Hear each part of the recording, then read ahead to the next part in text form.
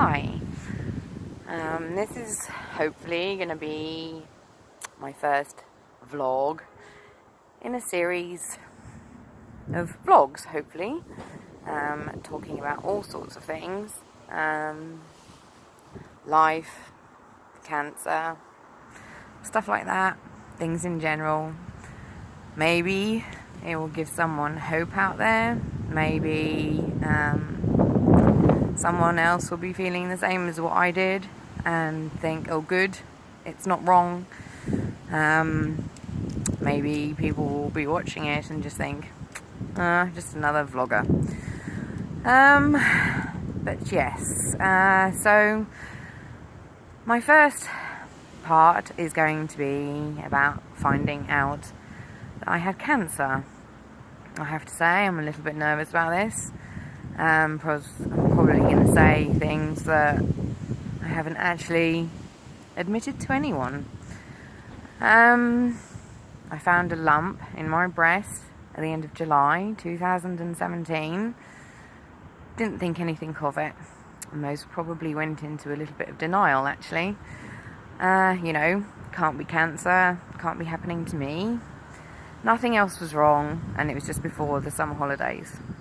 And I wanted to have a really nice summer holidays with my 2 kids. So I left it, and I thought, well, if anything gets worse, or, my breast starts weeping, anything like that, then I would go and get it checked out immediately. So I left it, and when the kids went back to school in September, I made an appointment at the doctor's to go in and get it checked out. And they said they weren't sure what the lump was, and referred me to the hospital. The hospital rang me, made an appointment, and I went to the hospital, and I had a mammogram, and then I had an ultrasound, and after they had done the ultrasound, they turned around to me and said, "You have cancer." Well, how do you react to being told that there's no right way, there's no wrong way, there's just the way that you personally react to being told that? I went cold. My whole life changed in that mere instant, and I cried. And then I turned around to them and I said, "I don't suppose there's a chance you could be wrong, is there?" And they looked at me, and they know what they're doing. They've seen this hundreds of thousands of times probably, and they said, "No, the chances are we're probably not wrong." What do you do? The thing that annoyed me was the nurse sat there, and she said, "You've got 2 young children, haven't you?" And I said, "Yes." And she said, "You need to live for them." No, I don't. I need to live with my children, not for my children. And if there's one comment throughout this whole thing that quite frankly has irritated me, something chronic actually, it's you need to live for your children.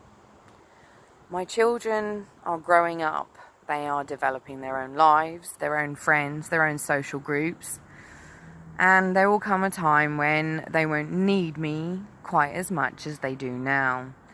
And if I live for them, then when that time comes when they don't need me, what am I going to be left with? I need to live for myself, not for my children. I need to live for myself, but I need to be able to share my life with my children. There is a big difference.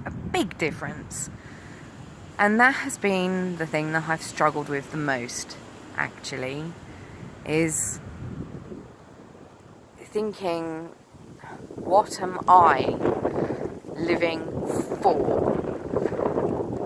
What is there in my life that I have to look forward to? What is there that is my purpose? What is there that I enjoy?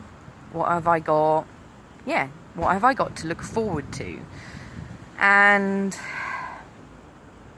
at the time, I couldn't think of anything, which made it worse.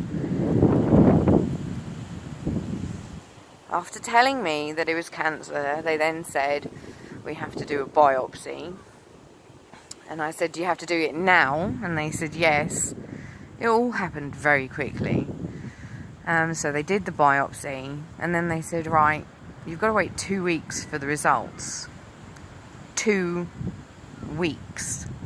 2 weeks, really? 2 weeks. That is like going through hell. And then on top of that, they then say, we recommend that you don't tell anyone. Really? Really? So you tell me I've got cancer, and then I've got to keep that to myself. Well, thanks very much. I can totally understand why they say that. You know, because you don't know what type of cancer it is, you don't know how aggressive it is, if or how it's treatable. But for 2 weeks, it was horrendous. You don't know whether you're going to live.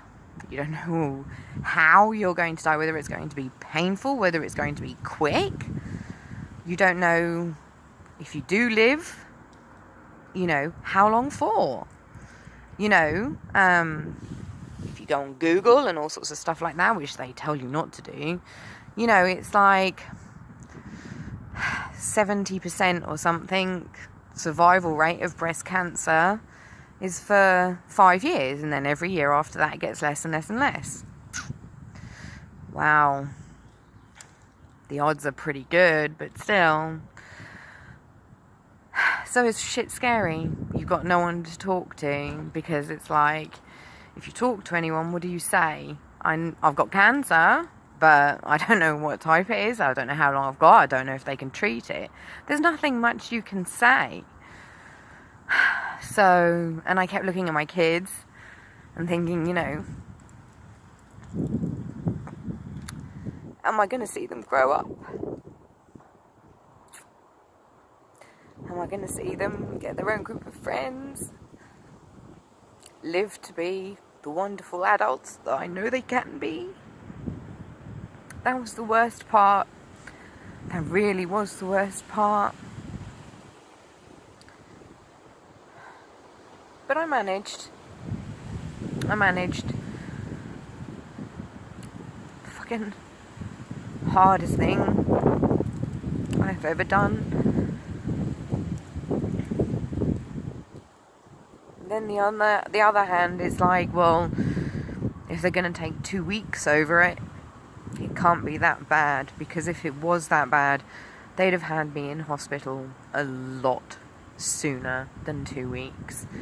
So I just kept telling myself, right, 2 weeks, okay, it's 2 weeks. If they call me out before the 2 weeks is up, then, you know, it's pretty bad. But after 2 weeks, I didn't hear anything. So I just kept telling myself, okay, it's not that bad. It's not that bad. It's going to be okay. It's going to be okay, because I haven't been rushed in. And that's what kept me going. There's no right way or wrong way of dealing with anything like this at all. Everything you feel is right for you. And don't let anyone tell you different. There are lots of things that people say to you when you find this out. Some people don't say anything at all. Other people say, well, I really don't know what to say to you. And every person handles what others say differently. For me, I would rather have people say, I don't know what to say to you, than to simply stay quiet. Because when they say, I don't know what to say, that means that they are thinking about what to say to you, but they're worried in case they offend you, in case they hurt you, in case they upset you, all sorts of reasons. I've never got cross with anyone for anything that they have said to me, apart from the only thing that has wound me up is when people say, you've got to live for your kids. Give them the really look.